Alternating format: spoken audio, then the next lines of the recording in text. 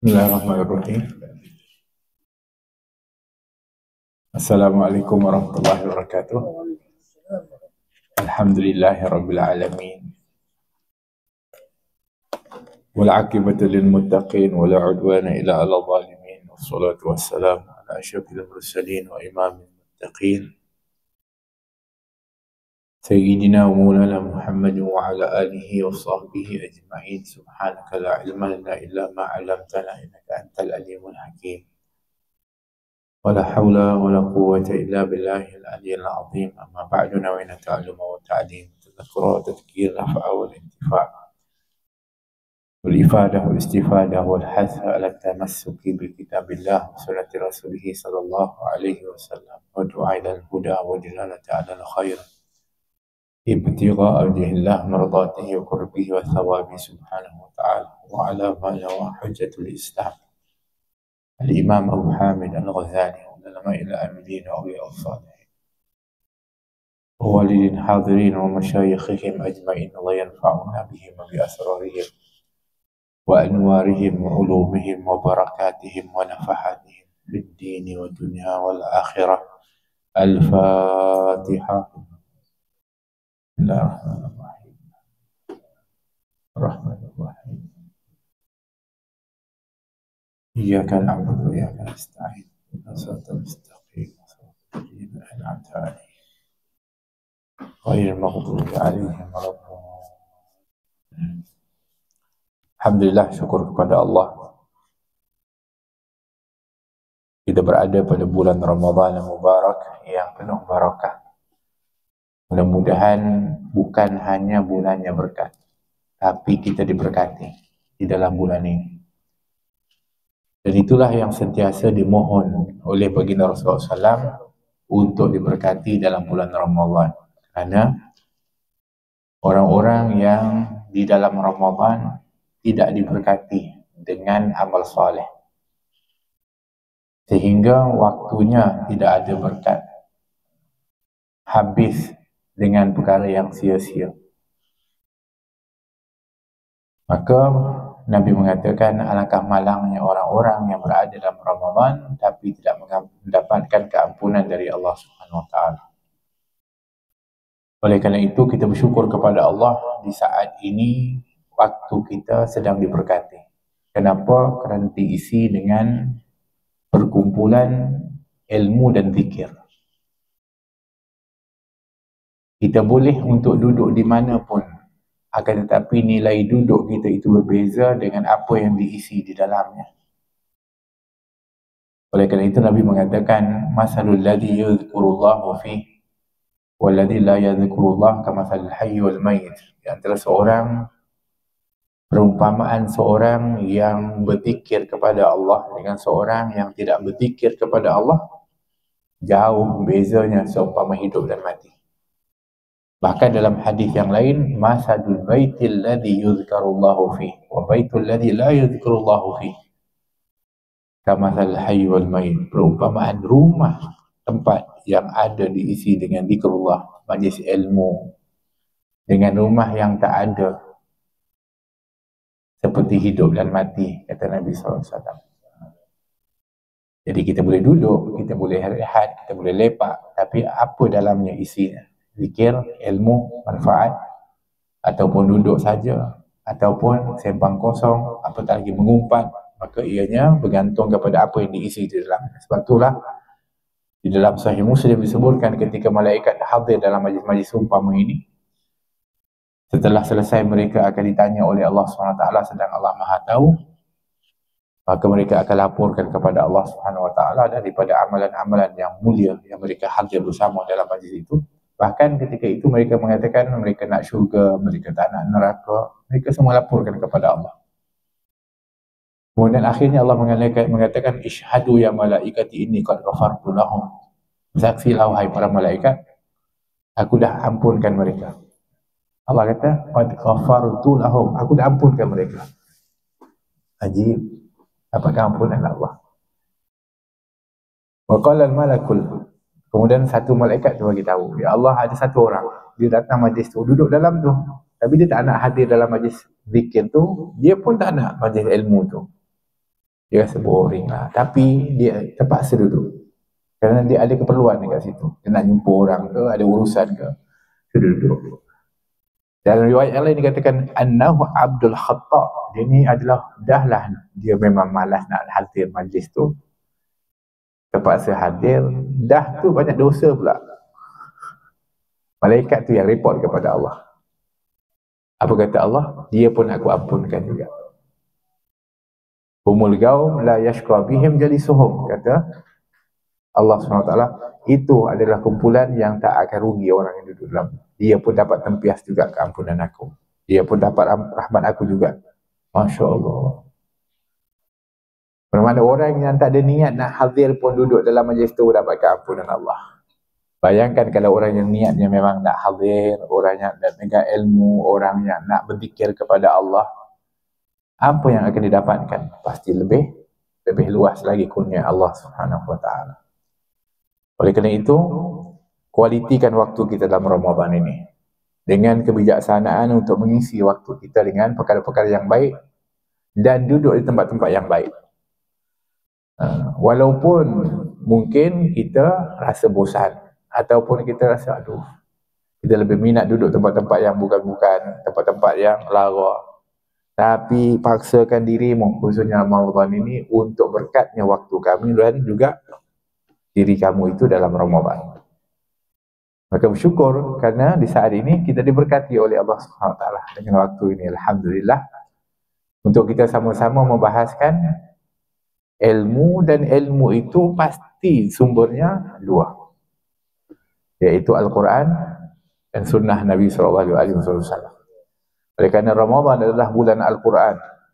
Syahrul Ramadan alladhi unzila fihi Al-Quran hudan linnasi wa bayyinati minal huda wal furqan. Bulan Ramadan diturunkan Al-Quran. Maka salah satu daripada perkara yang afdal untuk kita lakukan adalah mendampingi Al-Quran. Bukan hanya membaca ya. Membaca itu satu hal. Tetapi juga adalah dimaksudkan dengan mentadabburinya, menghayati dan mengamalkan Al-Quran. Oleh kerana itu, kalau kita hadir dalam majlis ilmu, samalah kita sedang membaca Al-Quran, mempelajari Al-Quran. Al-Quran bukan untuk dibaca saja, tapi untuk diamalkan. So, apa yang ada dalam rumusan ilmu, khususnya dalam syariat, ilmu agama, mesti bermakna kita sedang mempelajari Al-Quranul Karim, kerana kita tak akan boleh lari daripada itu. Cuma cara pembentangannya tidaklah seperti mana kita baca Quran secara literal macam tu, tak. Tapi perbahasannya adalah daripada kandungan-kandungannya. Jadi kita sampai kepada penghujung dari kitab Bidayatul Hidayah yang banyak memberikan penekanan tentang adab-adab di dalam pergaulan. Yang mana kita berada dalam fasal yang kedua, adab-adab orang alim atau adab-adab seorang guru. Subhanallah, kalau kita lihat selepas ini nanti ada adab-adab sebagai seorang murid. Kalau ikutkan daripada yang kita biasa faham, murid mesti hormat dan beradab kepada guru. Ya, itu normal memang. Dan keberkatan ilmu seorang murid adalah sejauh mana adabnya dan menghormatnya kepada guru. Tapi sebanyak mana kitab yang saya baca ketika membicarakan tentang akhlak dan adab, kalau dalam membahaskan, hatta dalam kitab Imam Nawawi At-Tibyan fi Adab Hamalatil Quran ataupun kitab Ta'lim Muta'allim, semuanya ada cerita tentang, kita panggil konsep pembelajaran. Pasti yang dahulu akan dibahaskan adalah adab guru terhadap murid. Subhanallah. Ya, kalau sepatutnya kita kata, yang penting adab murid kepada guru. Tak. Adab guru kepada murid adalah membawa kesan adab murid kepada guru. Kenapa sahabat Nabi hebat? Kenapa para sahabat Nabi itu adalah orang yang sangat tinggi akhlak dan mulia pekertinya? Kerana gurunya adalah Rasulullah SAW yang sangat hebat akhlaknya, dipuji oleh Allah Subhanahu Wa Taala. Dan hari ini nak betulkan pelajar, murid, gurunya pun kena betul. Samalah, kita boleh kiaskan, nak seorang anak itu baik, ibu ayahnya kena baik. Nak anaknya soleh, solehah, ibu dan ayahnya mesti soleh dan solehah. Kata Imam Al-Ghazali rahimahullah nafa'anallahu bih, jika engkau seorang guru, maka hendaklah engkau jaga adab-adab ini. Yang pertama, ihtimal, yakni banyak sabar menanggung kesusahan. Seorang guru ni dia mesti ada sifat menahan sabar. Maksudnya dia boleh menanggung apa-apa yang dihadapi dari karenah daripada murid. Baru dia boleh layak dikira sebagai guru. Kalau sikit-sikit merajuk, sikit-sikit tak kena, tersinggung, mudah tersinggung, tak payah jadi guru lah. Tak jadi. Mesti yang namanya guru itu adanya ihtimal, sabar menanggung kesusahan. Nabi kita Muhammad SAW orang yang paling sabar dalam mendidik kepada para sahabat, kepada umat. Apa yang Nabi berhadapi, kita mungkin kenal Abu Bakar Siddiq, Umar, Uthman, Ali, 4 orang khalifah. Sebenarnya ada banyak lagi sahabat ni. 4 orang khalifah ini saja sudah ada 4 perangai. Kita tahu siapa itu, Umar Al-Khattab. Kalau kita kenal Sayyidina Umar, ada perangainya. Sayyidina Uthman, Sayyidina Ali, Sayyidina Abu Bakar. Dalam 4 ini macam-macam karenah, tapi dapat untuk dihadapi oleh Nabi SAW, sehingga menjadi adalah sahabat-sahabat yang sangat hebat. Itu 4 orang, belum lagi nanti kita cerita sahabat berapa ratus ribu sahabat yang mempunyai bagai-bagai perangai. Belum lagi berhadapan dengan orang-orang Arabi ataupun dipanggil Badui. Badui ini otaknya itu Masya Allah, dia orang tak ada peraturan dipanggil. Orang susah untuk nak faham. Tapi hebatnya Nabi di dalam mendidik. Satu sifat yang kedua adalah lambat marah. Seorang guru tu mesti lambat marah, bukan sikit-sikit nak marah. Marah itu tak salah. Walaupun sebenarnya kemarahan atau amarah itu kalau dianya tak dikawal akan menyebabkan seseorang itu akan menjadi hina. Bahkan amarah ataupun kemarahan, emosi itu perlulah kamu kena kawal. Kerana dia akan boleh bawa kesan yang buruk kepada yang lain. Sebab tu ketika seorang lelaki datang kepada Rasulullah, "Ya Rasulullah, ausini." Wahai Rasulullah, boleh tak beri pesan kat aku? Nasihatkan aku. Nabi kenal orang ini. Nabi kata kat dia, "La taghdab." Jangan marah. Banyak-banyak pesan. Macam-macam boleh bagi tahu. Tiba-tiba pesanan satu dia. Jangan marah. Ajib. Orang tu ketika dengar Nabi bagi tahu macam tu, dia tanya lagi. Tambah lagi. Apa lagi? Pesan kepada aku. Nabi jawab yang kedua, jangan marah. Dia mula nak marah. Sebab dia ingat nak yang lain. Dia kata, nasihat lagi ya Rasulullah, ausini. Nabi kata jangan marah. Arad dada mirarad adalah dia setiap kali ditanya Nabi cakap jangan marah. Ternyata orang ni rupanya adalah orang pemarah yang tak kawal emosi. Bermakna Nabi tahu kalau kamu boleh jaga amarah kamu, emosi kamu, sebenarnya yang lain semua akan selesai. Tapi kalau yang ni pun tak selesai, asyik nak marah, banyak benda lain yang akan susah. Dan hari ini kita berhadapan dengan orang yang emosional di jalan raya, di tempat tertentu dan sebagainya. Kita tengok banyaknya kerosakan berlaku dengan sebab tak boleh mengawal emosi.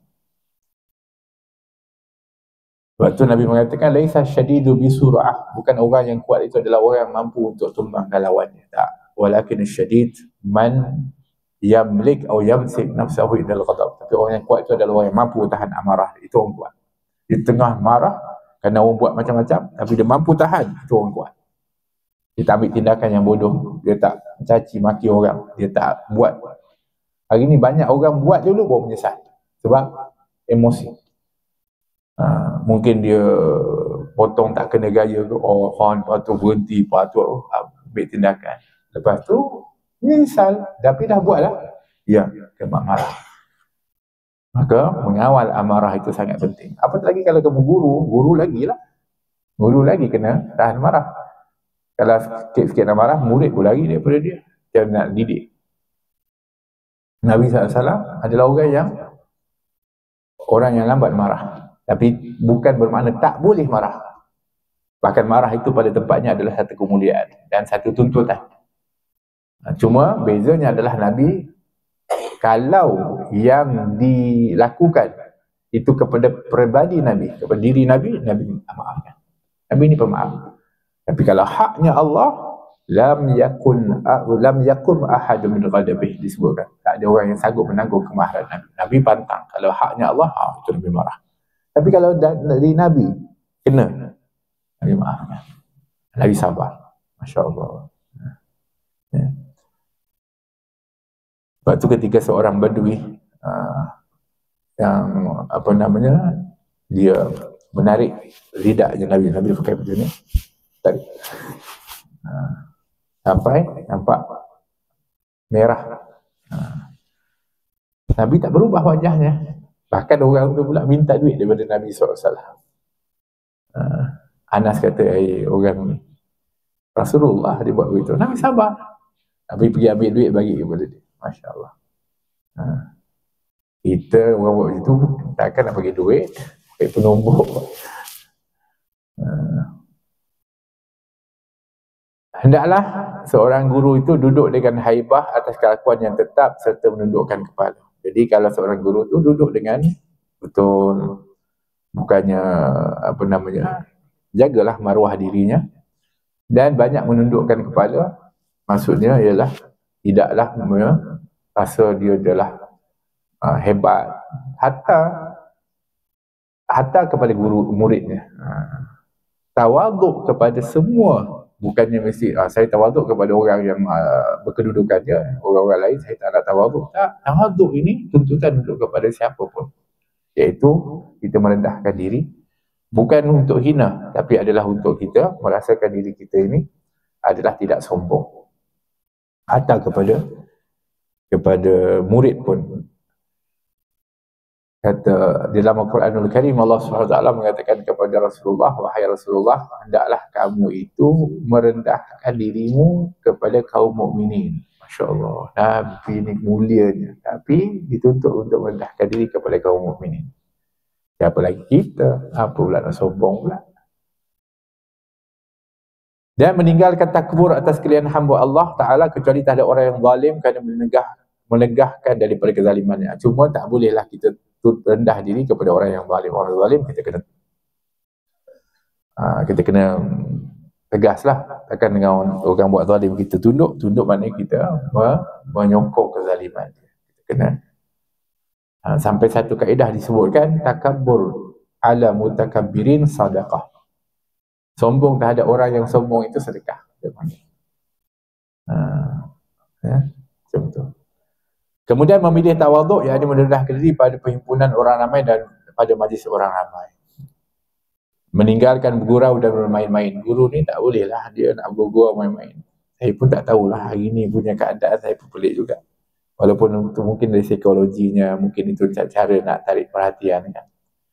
Tapi saya tak faham ialah ketika murid-murid nak masuk dia pakai baju pemain Batman dan sebagainya. Gurau-gurau kan. Kadang-kadang berlebih-lebih ni menyebabkan murid tidak respect lagi. Saya faham itu ada kita panggil untuk Yalah, kita panggil psikologi bagaimana untuk nak anak murid tu, tapi kena ada limit juga. Bukan maknanya kita ni gurau, buat main-main tu. Apatah lagi dengan media sosial yang ada, itu akan merendahkan martabat seorang guru. Dan hendaklah guru itu kasih sayang dengan murid dan lemah lembut dengan yang kurang pandai. Jadi janganlah yang dia sayang, yang dia suka tu hanya orang pandai. Yang tak pandai, dia buat tak kisah je. Jangan. Sepatutnya yang tak pandai itu lebih diberikan perhatian. Lebih lagi. Sebab tu Nabi SAW, kalau Nabi duduk dengan sahabat dan Nabi pun sampaikan ilmu, sampaikan wahyu dan ilmu, itu Nabi SAW ini hebatnya Rasulullah, akan memandang semua, dan semua orang akan dapat bahagian pandangannya Nabi SAW. Maksudnya kalau sahabat ni kan, dia kalau duduk depan Nabi, dia duduk tunduk, dia segan, haibahnya Nabi. Tapi kalau dia angkat muka, mesti nampak Nabi tengah pandang dia. Maknanya Nabi akan pandang semua. Semua akan dapat bahagian pandangan itu. Tapi kata sahabat, Nabi akan memandang orang-orang yang berkekurangan, seperti miskin, orang-orang yang lemah, itu lebih banyak daripada yang lain. Sehingga mereka itu lupa dengan miskinnya, lupa dengan kesusahannya, dengan sebab perhatian dan pandangan dengan Nabi SAW. Ini bijak. Macam tu murid, betul guru dengan murid. Kalau guru berikan pandangan lebih kepada ataupun kepada yang lemah, dia lebih semangat. Ini dia tengok guru macam tak nak tengok dia je. Tak suka dia je, dia lagilah tak nak belajar. Ini guru yang bijak, yang ada kebijaksanaan. Dan yang ke-8, membimbing murid yang bebal. Janganlah dibiarkan, patutnya dia lebih lagi mendidik kepada yang tu. Sebab tu Nabi SAW, kalau dengan badui ni, Nabi akan beri perhatian. Pernah ketika Nabi SAW dalam Masjid Nabawi dengan sahabat, duduk, tiba-tiba datang masuk badui. Orang badui ni masuk masjid, kencing pula. Masuk kencing. Tengok sahabatnya Nabi. Sahabat punyalah bengang kan. Yalah, kencing dalam masjid pun. Walaupun waktu itu masjid lantainya adalah tanah, tapi tetap ianya adalah mulia dan suci, kerana itu adalah masjid. Yang badui ni masuk, pergi kencing kat situ. So sahabat bangun nak pukul kepada badui tersebut. Nabi mengatakan, ijlisu, duduk. Ya, da'ahu, biarkan dulu. Ya. Kemudian dah selesai daripada badui itu qada hajat dia, Nabi panggil, ya akhil Arab, wahai saudara Arab, mai. Ya. Kemudian Nabi kata kat sahabat yang lain tu, sabu alaihil ma', ambil air, siram tempat yang dia kencing tu lah. So datanglah badui tu, rasa tak bersalah pun, relax je. Sampai ke depan Nabi, sahabat dah duduk, sahabat mukanya dah macam singa semua. Bengang lah, marah. Tapi Nabi tak, Nabi wajahnya tetap manis. Kemudian Nabi mengatakan, kenapa kamu kencing di situ? Dia kata, aku dah teringin nak kencing. Dia kata, aku rasa tempat tu tempat yang aku selesa nak kencing. Nabi SAW mengatakan, tempat ini, kata Nabi, dengan lemah lembut Nabi cakap, bukan tempat yang boleh dibuat seperti itu. Tempat ini adalah tempat untuk solat, tempat untuk zikir, tempat untuk ibadat, tempat yang suci, kata Nabi. Nabi cakap satu-satu kat dia. Kemudian badui itu pun tengok Nabi cakap dengan lemah lembut. Kemudian Nabi masih lagi senyum kepada dia. Dia minta maaf. Dia kata, maafkan aku dan aku nak doa. Kata Nabi, doalah. Allahumma ufirli wali Muhammadah wala taghfir li ahada. Ya Allah, ampunkan aku dan Muhammad dan jangan ampunkan yang lain. Buat lain nak marah. Dan Nabi mengatakan, ya Arab, wahai saudara Arab, janganlah kau keluarkan sahabat aku dari doamu. Itu tak bisa. Menunjukkan sampai Arab yang badui ni boleh doakan baik untuk Nabi. Sebab Nabi ni baik betul. Tapi hikmahnya, Tapi itu dilihat daripada segi, kita panggil pendidikan. Tapi dilihat dari segi kebijaksanaan, itu bab yang lain. Nabi SAW tak bagi sahabat pergi apa-apa kan badui itu selain daripada rahmahnya Nabi. Adalah bijaknya Nabi. Kalau lah orang tu tengah kencing, tiba-tiba ada orang pula nak pergi nak pukul dia, lari tapi sampai kencing, habis pula majid satu kasih dia kencing nanti. Macam budak lah, kalau dia kencing tu kita pun dia pun lagi banyak lah kena basuh pula. Dia selesaikan dulu di satu tempat. Itu bijaknya Rasulullah SAW. Baik. Dan tidak memarahi murid yang bodoh. Kalau guru yang baik ni, kalau memang dia tahu budak tu adalah lambat dan sebagainya, janganlah jadikan dia tu mangsa kemarahan kamu, menyebabkan dia akhirnya akan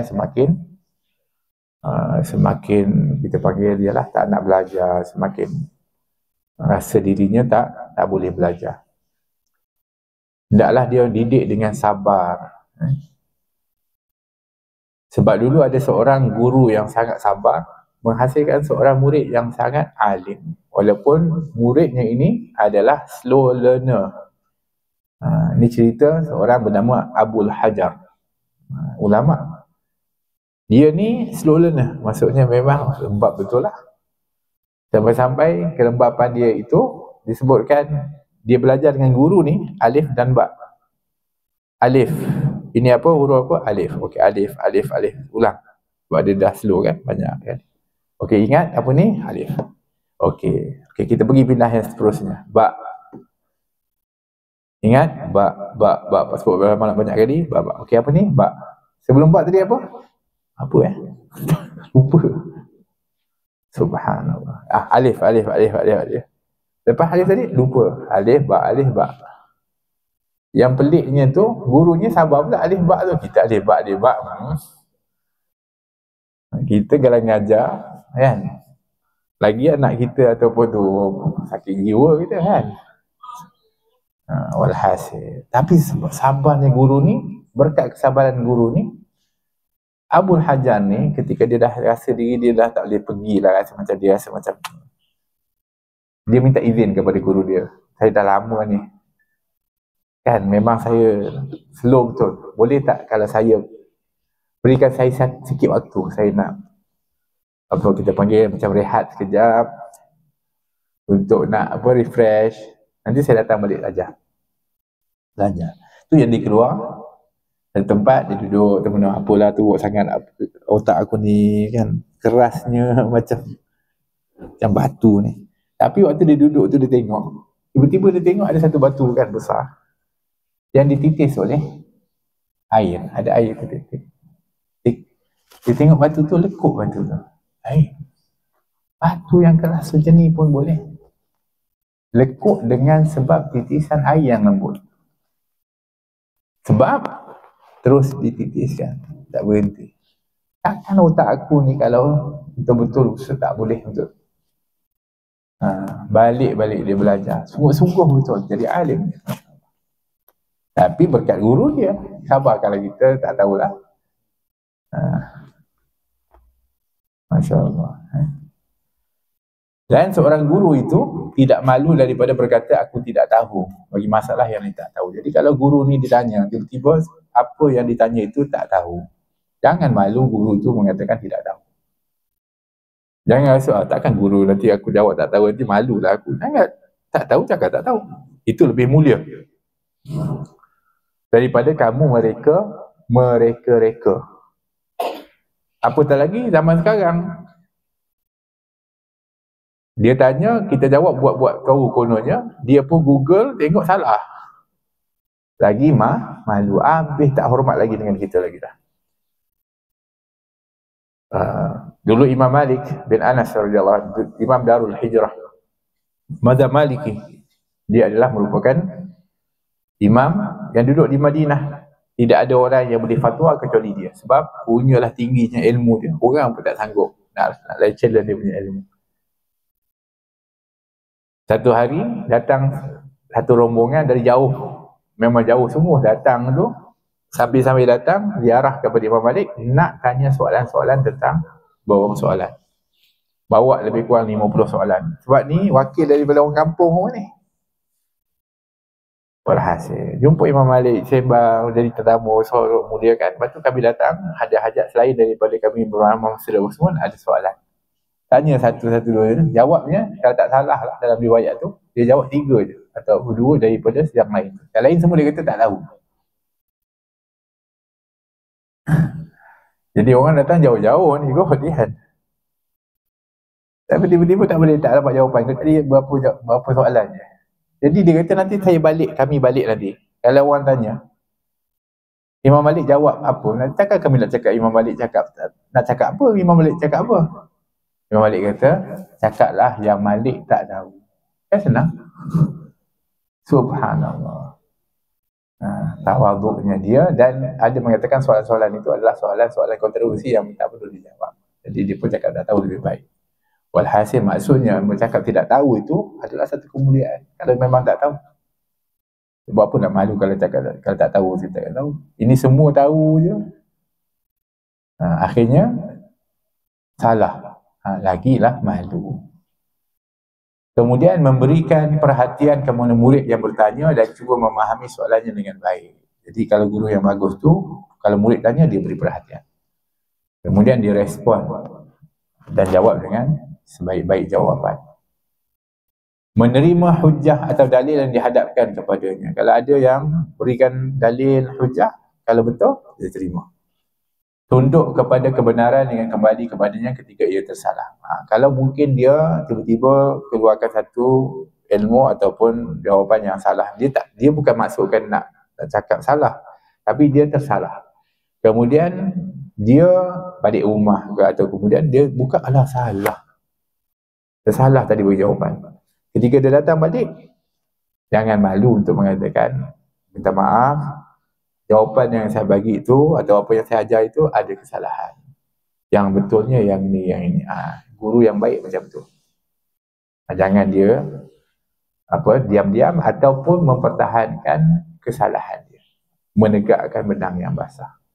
Guru adabnya begitu. Yang ke-14, melarang murid daripada ilmu yang boleh memudaratkan. Jadi guru yang baik ini bukan ajar murid tu untuk yang mudarat, tapi yang manfaat. Sebab tu ajar yang manfaat, yang membawa kebaikan kepada murid. Jangan ajar yang bukan-bukan kepada murid. Begitulah ibu dan ayah. Ajar yang baik-baik kepada anak, jangan ajar yang mudarat, yang tak baik. Begitu juga jangan ajar membuat kebohongan, ajar bohong pula ke anak. Kadang-kadang kita tak ingat, kita tak sedar. Kadang-kadang kita tak tahu ataupun kita tak sedar, kita mengajar anak kita untuk berbohong. Dan juga melarang murid daripada menghendaki yang lain dari Allah dengan ilmunya. Jadi guru ni yang unsurnya guru yang mengajar kepada kita untuk mengenal Allah, jangan kita lepaskan dia daripada niatnya kerana Allah. Kerana kalau nanti dia berniat dengan niat-niat yang salah, akan membawa kepada kesalahan. Serta melarang murid daripada menuntut ilmu yang fardu kifayah sebelum selesai daripada menuntut ilmu yang fardu ain. Dan ilmu yang fardu ain itu ialah yang berkenaan dengan membaikkan zahir dan batin dengan takwa. Jadi kenalah guru ni membimbing kepada murid dia mana yang lebih prioriti, mana yang lebih utama. Kalaulah dia belajar mengajar ilmu agama, fardu ain dulu kena selesai, barulah fardu kifayah. Jangan kita mengajar yang lain-lain tapi yang asas, yang basic tak tahu. Macam itulah ibu dan ayah. Nak anak kita berjaya, nak dapat kerja yang bagus, tapi ilmu fardu ain tu sebenarnya yang kamu kena ajar kepada anak. Salatnya, puasanya, kan yang wajib ni. Fardu ainnya itu yang kena pastikan anak kita tu dah benar-benar memahami dan mengetahui tentang ilmu itu. Jangan sampai kita prioritikan benda lain dulu. Nanti dia jadi orang yang mungkin berjaya tapi tak solat, tak taat, tak kenal kepada Allah. Jadi nanti jadi anak yang derhaka, kita yang tanggung kesusahan itu. Tapi kalau dia taat kepada Allah, maka dia pasti menjadi anak yang soleh dan solehah, yang pasti berbakti kepada ibu bapa dia. Samalah kalau dia kenal kepada Nabi, dia pasti jadi anak yang soleh soleh. Tapi kalau dia kenal orang lain, belum tentu. Kalau dia kenal kepada penghibur dan pemain sukan, belum tentu dia akan jadi anak yang soleh soleh, yang akan bakti kat kita. Kerana itu adalah asas yang mesti kita didik kepada mereka. Serta guru ini mestilah memperbaiki diri sendiri dengan takwa sebelum ia menyuruh orang lain, supaya muridnya dapat mencontohi amalannya dan mengambil manfaat daripada percakapannya atau ilmunya. Jadi guru ni mestilah dia memberi tauladan kepada murid. Sebelum dia nak suruh anak muridnya, sepatutnya dia lebih dahulu melakukannya. Sebelum dia nak ajak buat baik, dia lebih dulu buat yang baik itu. Sebelum dia nak suruh tinggalkan yang mungkar, dia dah lebih dahulu meninggalkannya. Macam itulah sama juga parenting, parents macam tu juga.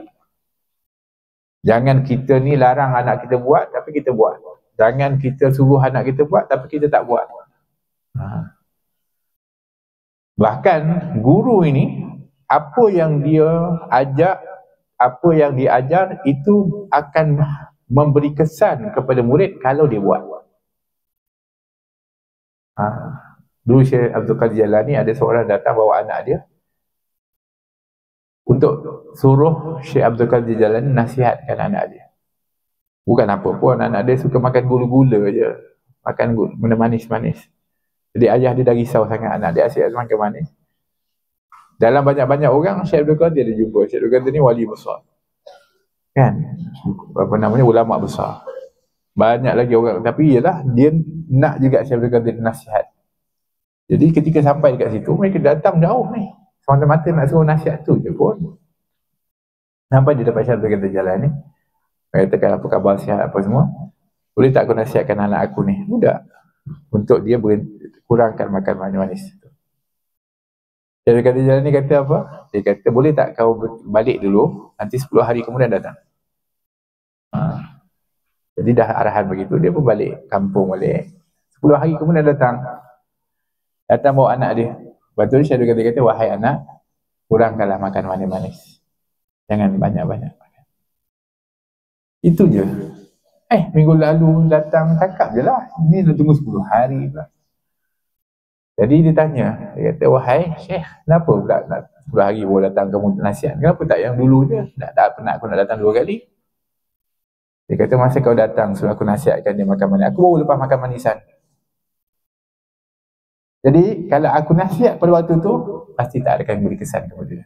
Maka aku ambil 10 hari untuk aku tak makan manisan. Semata-mata aku nak nasihat kepada anak kamu. Subhanallah. Macam tu. Kita cakap, kita boleh tentu buat tak buat. Jadi tak kesan kepada anak kita tengok pada diri kita. Macam tu juga guru, kalau dia nak anak murid dia baik, dia kena baik. Dia kena buat dulu, dia kena tunjukkan tauladan. Nabi kita Muhammad SAW kan begitu. Nabi tak akan cakap, Nabi tak akan suruh, kecuali Nabi lebih dahulu akan buat. Tidak ada satu pun perintah ataupun apa fadilat yang Allah berikan dan turunkan, kecuali Nabi, kata Sayyidina Aisyah, lebih dahulu akan buat. Dan bahkan Nabi akan buat yang paling terbaik sekali, maksudnya paling maksimum. Tapi apabila nanti Nabi sampaikan ke sahabat, Nabi akan buat yang paling mudah sekali. Terus kata sahabat, kenapa pula Nabi buat paling mudah sekali, sedangkan Nabi mampu untuk buat yang mudah, susah. Kata Sayyidina Aisyah, aku pernah tanya Nabi, kenapa Nabi buat begitu? Kata Nabi, aku nak supaya semua orang boleh buat. Kalau aku pilih yang susah sekali dan orang kena contoh yang tu, takut tak boleh buat. Maka Nabi akan pilih yang paling mudah, sehingga apabila orang lihat dan boleh buat, tapi ganjarannya sama seperti mana kesusahan itu, dan dapat ganjaran yang besar. Sebab tu kita ni umat Nabi Muhammad, buat amalan tu walaupun kadang-kadang tu sikit je, tapi ganjaran dia luar biasa betul. Kita pergi tarawih, sampai ada yang buat 8, ada yang buat 20. Contohlah, tiba-tiba hari tu kita nak buat 20, Alhamdulillah lah kan. Tapi biasanya apabila 8 tu, orang dah keluar dah, soft banyak lubang di depan tu. So kita pun, malas lah, taklah, duduk tempat aku sudahlah. Sedangkan dalam hadis Nabi mengatakan barang siapa man syadda hurjatan, siapa yang memenuhkan lubang saf, dia tengok ada ruang dah tak ada, dia pergi ke depan, dia masuk ruang saf yang lubang, maka Allah akan binakan rumahnya di syurga. Simple je benda buatnya, masuk rumah, masuk saf je pun, tapi balasan dia rumah kat syurga. Subhanallah. Siapa yang baca qul huwallahu ahad 10 kali dalam hadis yang sahih, maka Allah akan bina rumahnya di syurga. 10 kali qul huwallahu ahad. Bukannya 10 kali Al-Baqarah. Al-Baqarah fikir juga 10 kali Al-Baqarah. Qul huwallahu ahad itu pun masih lagi ada orang tak buat 10 kali. Dan mungkin alhamdulillah kita insya-Allah qul huwallahu kita baca. Tapi ada lagi ramai di luar sana orang Islam qul huwallahu pun dia tak baca. Satu hari pun dia tak baca, sekali pun tak baca. Nampak? Itu rezeki kita alhamdulillah, masuk majlis ilmu, kita tahu, kita berkat doa ibu bapa kita, didik kita. Tapi ada orang yang lepas daripada itu. Tawarannya mudah, tapi ganjarannya besar, tapi tak semua orang mampu untuk buat. Dan kita pun belum tentu buat juga. Kita belum tentu lagi 10 hari sekali itu kita baca 10 kali qul huwallah, kecuali kalau memang kita lepas solat kita baca qul huwallah 3 kali ke ataupun kadang-kadang tak cukup 10 kali pun. Kalau 5 waktu kita solat, kita baca qul huwallah, setiap solat kita tu 5 kali. Kuliah qul huwallah, kuliah baca 5 kali. Ada hutang 5 kali lagi. Tapi ganjarannya rumah di syurga. Subhanallah. Ini kelebihan umat Nabi Muhammad sallallahu alaihi wasallam. Banyak lagi kalau kita nak sebutkan tentang ganjaran-ganjaran besar yang dijanjikan dengan amalan-amalan yang dipanggil yasirah, amalan yang mudah.